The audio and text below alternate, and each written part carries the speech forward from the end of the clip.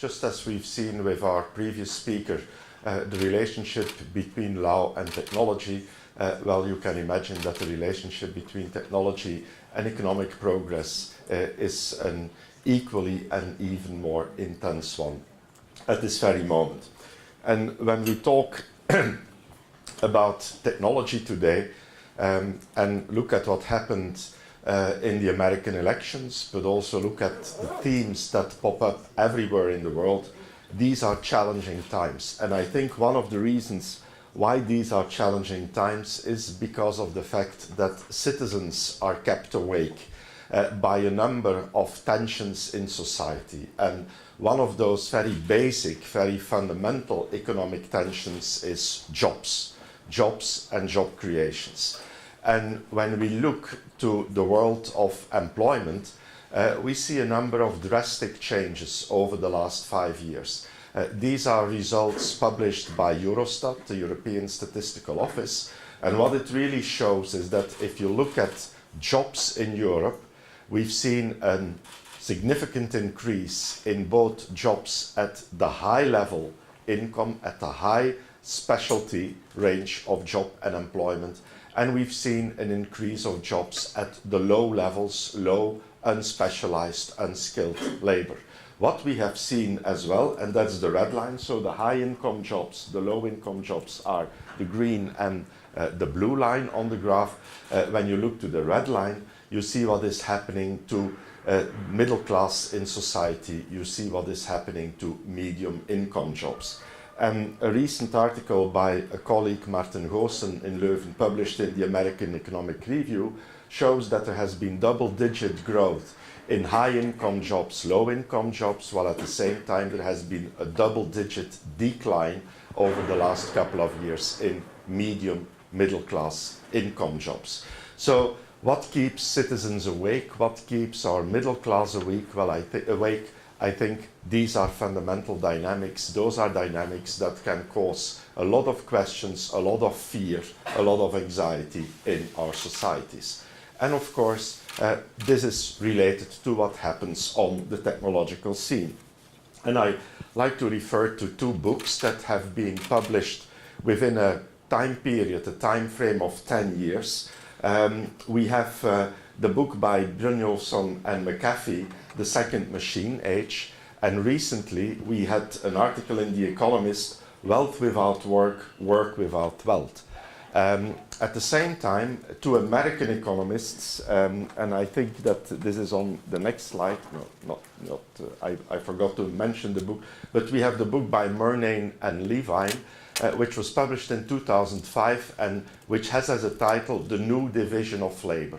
I like to give this time period and this overview by way of example. In 2005, Murnane and Levine did a study of 46 different types of jobs where they thought digitization would not have an influence. The job that was deemed to be most resistant to digitization was the job of a taxi driver, because you would always need to have someone driving your car, you would always need the social interaction, you would always need to have this person, this human, doing and delivering this service to you. Well, today, when you visit Palo Alto, but also when you visit INRIA in France, you will see autonomous vehicles. We learn and see a lot of what happens in the United States, but I must say I was amazed visiting INRIA a couple of weeks ago, where you see autonomous buses, autonomous trucks, autonomous vehicles, all being experimented with at a large scale. So this means that one of the jobs that was in 2005, just a decade ago, deemed to be one of the jobs most resistant to technological evolution, now today is, I wouldn't say on the edge of disappearing, because we're not yet there, definitely not. There's a lot of technology problems to be solved, but we see that those jobs are under pressure. On the other hand, this impact of technology is not a new phenomenon. And that's, I think, where the positive note comes in. In 1839, Thomas Carlyle in the UK mentioned the disruptive power of science on industry, potentially oversetting whole multitudes of workmen. Today, it is not really different. Only whereas in the 19th century we looked at labor and labor force, today we look at brain and brain force, which is being replaced to a certain extent by digitization. But of course, we will always need the human factor to create, to be creative, and to innovate. So that's the positive note.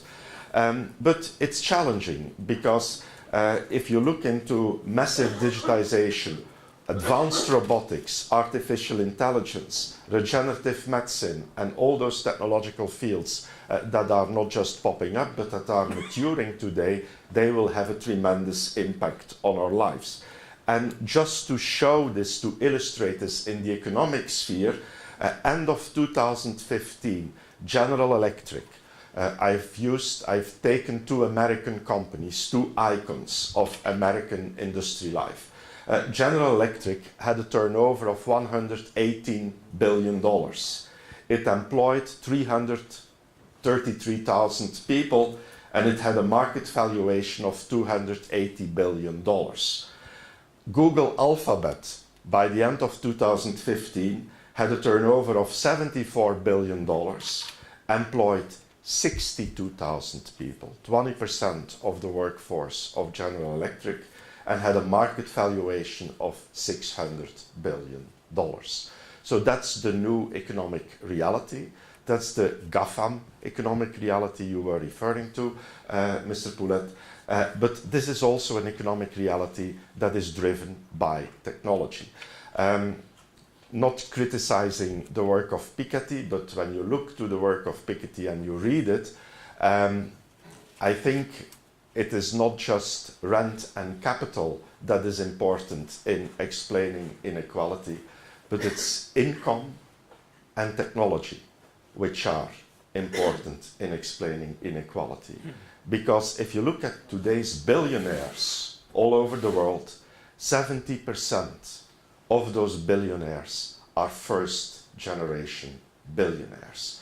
So there has not yet been intergenerational wealth transfer there.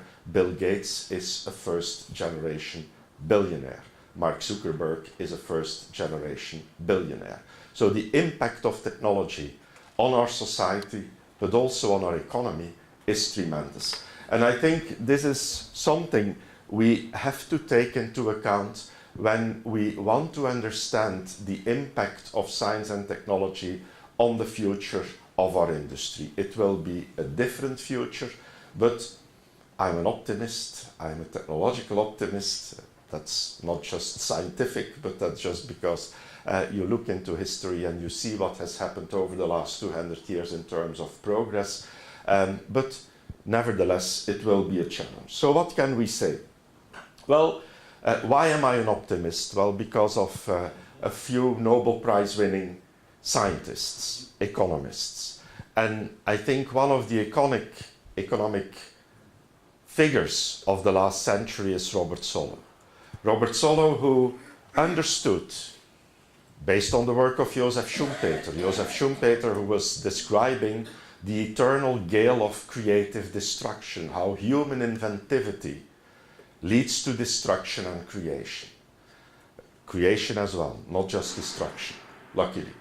And Robert Solow was the first one to modify the traditional thinking of economists in terms of production functions.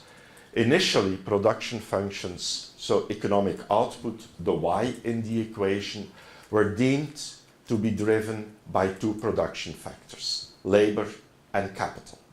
In 1957, Robert Solow published a seminal article in the Review of Economics and Statistics, an article that was the step up for him to win the Nobel Prize in '76. But in this iconic article, in this seminal article, he introduced a third production factor. He introduced expenditures, investments in technology. And how did he do this? Well, he used the enormous wealth of statistics available in the United States, measuring R&D activity. Also in Europe, OECD is driving all over the world in the OECD countries, so also in Europe, the collection and interpretation and analysis of R&D statistics, but US were leading the way in doing so. And he introduced this technology factor, and he measured it, as economists do, by the data available. Economists sometimes face a problem, and so they use the data available to develop their theories, rather than developing theories and looking for the data that are most relevant. So sometimes this is a tension in our economic profession, but okay, that's the way we have been operating over the last century. But introducing those R&D expenditures, he was able to increase the R-square, the explanatory power of those production functions, from 20% to 80%. And this is why Solow is so iconic, because he's the first one who empirically and substantially proved that technology was the most important production factor. It is the most important factor creating economic progress. And of course, many people have done a lot of good work ever since. One of the persons I like to mention here is a person like William Baumol, who has been a professor at Princeton for a long time, and who has shown different forms of capitalism and market development and their relationship to technological development. Today we are one step further. If you look to the European Commission, for instance, and you look into the European Research Council, the Horizon 2020 program, the European Institute of Technology, those are three very important instruments within the realm of R&D and innovation in Europe. And then you see that we are entering into an innovation system where three very important building blocks should be present. One building block is the building block of knowledge creation. That's why, well, that's a kind of boutade, as we say in French, but that's why universities are like the cathedral of the 21st century. That's the place where knowledge is anchored, where knowledge is created, where knowledge is criticized, disputed, and generated. But the other side of the spectrum is the market.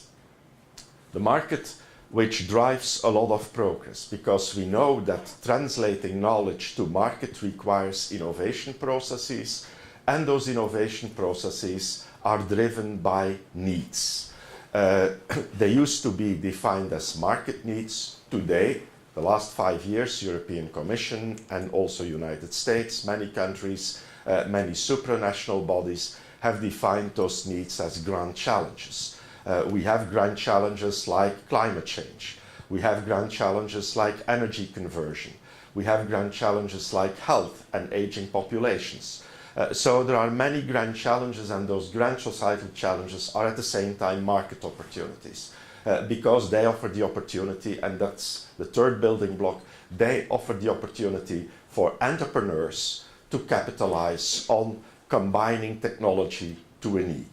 So the three important building blocks in innovation and creating industry progress are today well known and well established: knowledge generation, market development based on those grand challenges, and entrepreneurs as being the important agents who have to cross the gap between knowledge and application. And this does not mean that there is a divide between knowledge and application. They're complementary. They reinforce one another. Because when we look at the European Commission and the European Innovation Survey, and the European Innovation Survey is a very important data collection, economic data collection, organized by Eurostat, the statistical office of the European Commission, collecting data on innovation throughout European countries at more than 200,000 companies throughout Europe. And this is done every 2 years. It's a biannual survey. And we have been doing, with my research group in Leuven, we have been doing some work over the last 20 years, quite some work, on the relationship between knowledge and growth, knowledge and productivity, knowledge, and company development. And one of the interesting elements that came out of one of our econometric studies that we published in 2005, so already more than 10 years ago, was using those community innovation survey data and trying to see how the bridge between science and company development works. And this little small table tries to illustrate one of the outcomes of our research. One of the data collected through the European Innovation Survey is the turnover that companies generate through novel products versus the turnover those companies generate through new products. And it's tremendous to see how many companies are introducing products, new products every year and generating an ever-increasing amount of their turnover through novel products. So what we did is we looked into this turnover generation by novel and improved products, but we linked it to the way those companies sourced, quote-unquote, knowledge and know-how and insight.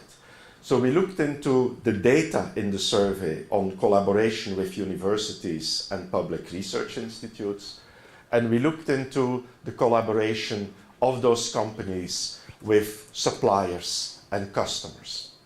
And we were able to validate and to show econometrically, using a large panel of over 100,000 companies, 100,000 data points over many years, we were able to show statistically that if your companies collaborate with their suppliers and customers, which they do, then this has a significant, statistically significant impact on the turnover they generate through improved products. This is the red line on this graph. But this doesn't have a real significant impact on novel products, products that did not yet exist 2 years ago, 3 years ago. And when we look at collaboration with universities and public research institutes, we see the reverse. We see the inverse relationship. We see a relationship where essentially the turnover of novel products is influenced in a statistically significant manner, while the influence on improvement is not significant. So this signals that the bridge between collaboration, cooperation with the world of knowledge and the economic world of companies is really important to establish and to generate novel product platforms. And this is something that European industry has been facing as a challenge for many, many years. And luckily, we see a lot of evolution, positive evolution in this respect. The interaction between the world of knowledge creation and the world of application through innovation in companies is increasingly intense. And of course, this brings new challenges to the forefront, challenges with respect to freedom of research, etc. I come back to that in a moment. But on the other hand, it signals that within the European context, we see this increasing interaction that underpins the role of the third production factor, as Robert Solow was telling us. And this signals a very fundamental change in the way corporations, companies, are doing research and development. This is a very interesting graph developed by the European Industrial Research Management Association, ERMA. And ERMA did, a couple of years ago, an exhaustive study on the amount of R&D outsourced by companies over the last century. And so what you see on this graph is that in the beginning of the 20th century, about 25% of R&D done by companies was not executed within the company. It was sourced from outside. It was bought. It was a make or buy decision. And then we see that this amount went down. In the 50s and the 60s, we witnessed the advent of the large corporate research infrastructures. One example, very close to Brussels, or quite close to Brussels, it is what happened in Eindhoven. Philips. Philips research was one of the hallmarks, one of the icons of physics research in Europe. More and better physics research was done at Philips in the 50s and the 60s than at most European universities. Let's be honest about that. At the heydays of Philips research, 6,000 researchers were working at the site in Eindhoven. So this was the internalization of research by the corporate world. And now we see the reverse trend. We see once again outsourcing. But my colleague Renilde Veugelers in Leuven did some very interesting work on that outsourcing today versus outsourcing 100 years ago. And it turns out that it's very different. What may seem similar at first sight is different when you look deeper, peer deeper into it. Because it is not a make or buy decision anymore. It is a make and buy decision. It is much more about co-developing and co-creating. And now I go back to Philips. Philips employed 6,000 people at its research site in mid-50s, 60s. Today, Philips employs about 1,000 people at its research site in Eindhoven. But they did something very revolutionary, like 10 years ago. They said, well, this is not longer Philips research. This is the high-tech campus of Eindhoven. And we will open our research environment. We will open it to the academic world, and we will open it to other companies with whom we co-create. The result is that if you go to Eindhoven today, you will see 10,000 people working on the high-tech campus, distributed across 160 companies located on the high-tech campus. So that's a very different outsourcing environment. It's what we call an ecosystem rather than just a supplier-customer relationship. So the world of industrial R&D and industrial innovation has changed dramatically, and that's also why we should not look at Google as a 62,000 employee company, but we should look at Google as the center of an ecosystem, employing not thousands but hundreds of thousands of people, app developers, people who develop applications based on Google platforms, etc., etc. And this is what we see in the world, in the policy world as well. The science policy as an important policy instrument and point of attention came around in the 50s and the 60s. One of the icons of science policy is, as we all know, Vannevar Bush, advisor to President Eisenhower in the States, former president of MIT, who published this very interesting and challenging book, Science, the Endless Frontier. This was the start of science policy all over the world. Putting a man on the moon was the advent of technology policy. How do we translate science into technology? But even more important, how does technology influence science? Because technological progress is very important to scientific progress. And then came, I would say, the era of the European Commission, because the European Commission has put a lot of emphasis on innovation policy. It is not just about science, it is not just about technology, it's about science, technology, market, and today's society. And this is the co-creation that we see happening in new instruments. And we also see that in this respect, I'm not going in detail on this table, but in this respect, we see an important dynamic complementarity between the Googles and the General Electrics of the world and what we call the YICs. The YICs are young, innovative companies.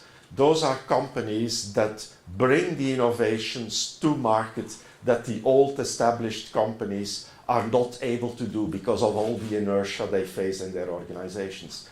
And my colleague Dirk Czarnicki and Julie Delanote in Leuven, they've done quite some research looking into young innovative companies and what do they mean in terms of employment growth, in terms of added value. And turns out they are really significant.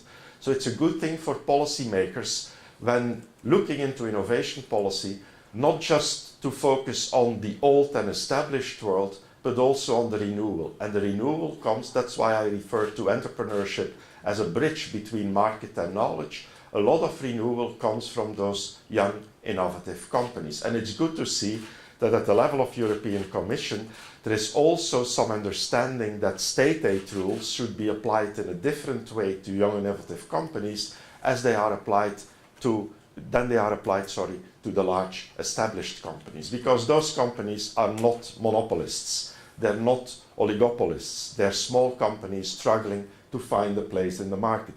This also means that the attitude of a policy environment and a government environment towards companies can be dynamic. It can change. When the company is small and growing, you need other incentives as when you are an established Google or Microsoft of the world that has a lot of monopolistic power to influence decisions.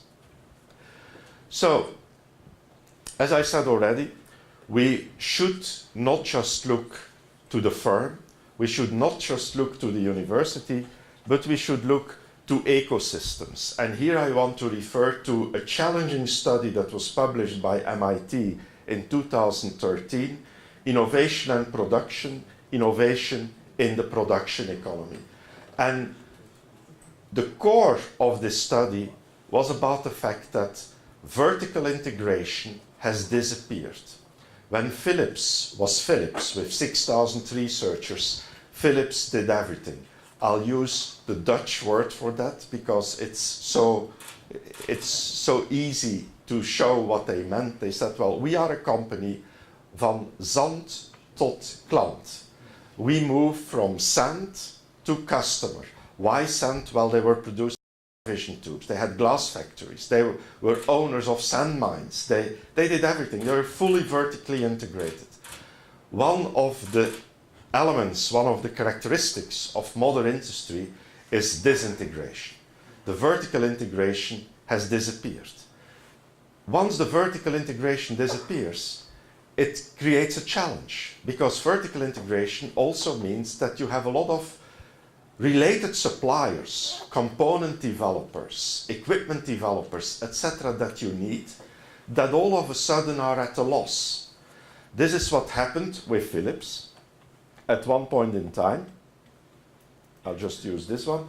At Philips at one point in time, they had an R&D and development and production center called the Center for Fabrication Technology. This Center for Fabrication Technology was a unit within the Philips organization that developed the equipment Philips needed to produce the products Philips wanted to produce. So the focus was not on process, the focus was on product, but they needed the process to come to the product. Philips at one point in time, because of the disintegration of the value chain, stopped those activities, decreased those activities. So this means that the PI report says, well, there are holes in the cheese. All of a sudden, we see that we lose advantage in component development, in equipment development, because our large vertical integrated concerns disintegrate. Philips made one very fortunate decision at that point in time. Instead of just closing the shop, they decided that they would allow a few of their entrepreneurial colleagues to start a new company and take with them some of the equipment know-how and some of the processing capability that was present at the Center for Fabrication Technology that they were closing down. And this group of people created a company that today is called ASML. ASML is the largest producer of semiconductor manufacturing equipment in the world. They're in Eindhoven, at the other side of the high-tech campus. They have a turnover of about 8 billion euros. They're world market leader. 70 to 80% of all semiconductor production equipment has been produced, assembled in Veldhoven, near Eindhoven, and dispatched all over the world. But what is interesting in the ASML model is that ASML is not a vertically integrated company anymore. It's an ecosystem orchestrator. And here you see all the organizations and other companies with which ASML develops, manufactures, distributes its products. You see universities, you see University of Amsterdam, Technical University of Eindhoven, Technical University of Delft, TUM, Technical University of Munich. You see IMEC as a partner. So lots of knowledge institutes being firmly embedded and being part of the ecosystem R&D that is happening at and in the context of ASML. And then you see equipment, component, and other providers. So this means that today we move from localized R&D to ecosystem embedded R&D. And for instance, when I look at Eindhoven, a couple of years ago, we decided with a number of cities and knowledge institutes and companies to create what we called ELAT, the Eindhoven-Leuven-Aachen triangle, which focuses on quite some R&D activity and quite some innovation development in that triangle. And this means that, for instance, between Leuven and Eindhoven, there is a firm collaboration in the areas of nanoelectronics, nano for health, semiconductor development, etc.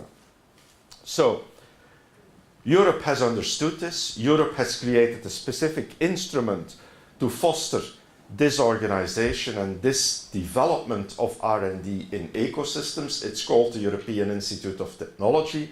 And the European Institute of Technology is not a scientific organization, it's a transformational agency. It transforms science into innovation, into application, through three pillars: education on the one hand, business creation, and innovation projects.